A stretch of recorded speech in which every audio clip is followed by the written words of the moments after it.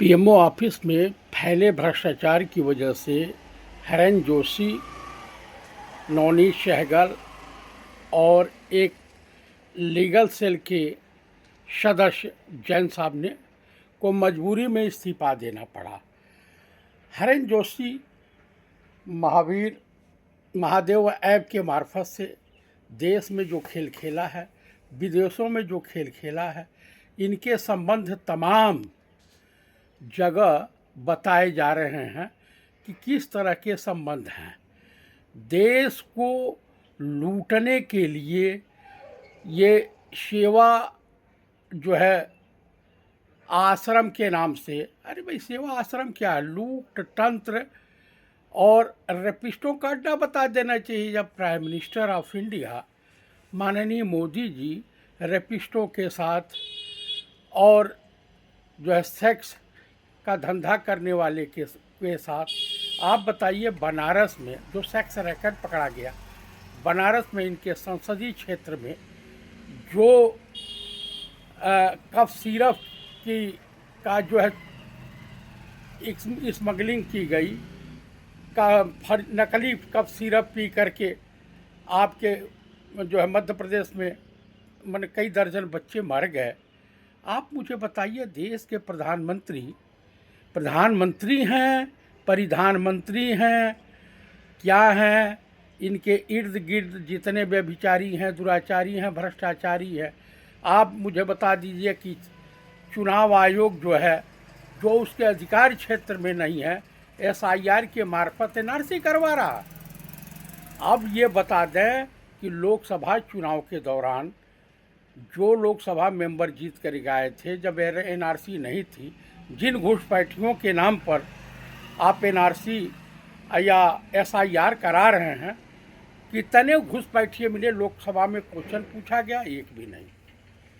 आप मुझे बता दीजिए कि अभी संजय सिंह जी का बयान आ रहा था और तमाम सोशल मीडिया पे चल रहा है राज्यसभा में, उन्होंने पूछा कि कितने ड्रग्स के खेप पकड़ी गई।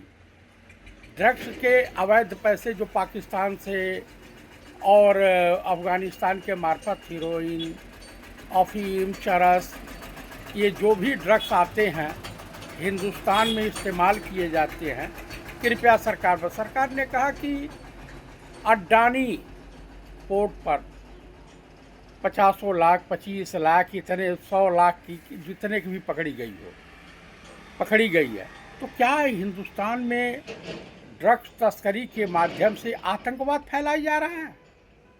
मुझे अब पूछता है भारत, थूकता है भारत, लेकिन देश के माननीय प्रधानमंत्री को तनिको लज्जा नहीं आती है, मौन व्रत धारण कर लेते हैं और अनाप शनाप। दिल्ली में आप बताइए पोल्यूशन है, उस पर प्रधानमंत्री कह रहे हैं कि मौसम का आनंद लो। कश्मीर गए हैं, पर्यटक स्थल हो गया दिल्ली, प्रदूषण नहीं है, लोग घुट घुट के मर रहे हैं।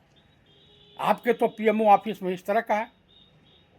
आप बताइए, सेवा श्रद्धा धाम के नाम से अपने पीएमओ ऑफिस और पीएम आवास का नामकरण आपने किया है। आप करना क्या चाहते हो? हिंदुस्तान को दिखाना क्या चाहते हो? यही दिखाना चाहते हो कि जैसे हम हरियाणा में वोट चोरी के मार्फत सरकार बनाए, मध्य प्रदेश में बनाए, महाराष्ट्र में बनाए, छत्तीसगढ़ में बनाए, राजस्थान में बनाए, दिल्ली में बनाए और उसके बाद बिहार में बनाए। बिहार में क्या नीतीश कुमार बहुत जल्द पलटी मारने वाले हैं, पूरा हिंदुस्तान देखेगा। दरअसल ये सरकार अंतिम सांस ले रही है और दरअसल ये सरकार जो है हरेन जोशी के मार्फत से जो लूट तंत्र मचा रखा था, महादेव ऐप के मार्फत और तमाम तरह के मार्फत, तमाम पत्रकार इस पर प्रतिक्रिया दे रहे हैं। तमाम लोग जो थूक रहे हैं कि देश का पीएम इतना निचले स्तर पर जा करके और इस तरह का काम करेगा।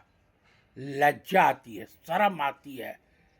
और मैं आप दावे के साथ कह रहा हूँ कि ये जो एसआईआर कराया जा रहा है पूरे देश में कराया जाएगा और इसके मार्फत जो है वोट चोरी का खेल चलेगा और मध्यावधि चुनाव के दौरान उन वोट चोरों चोरी के मार्फत ही अपनी पूर्ण बहुमत की सरकार बनाएंगे और फिर चाइना की तरफ से देश में लोकतंत्र की हत्या की जाएगी, संविधान की हत्या की जाएगी और ये सरकार बना के निरंकुश हो जाएंगे।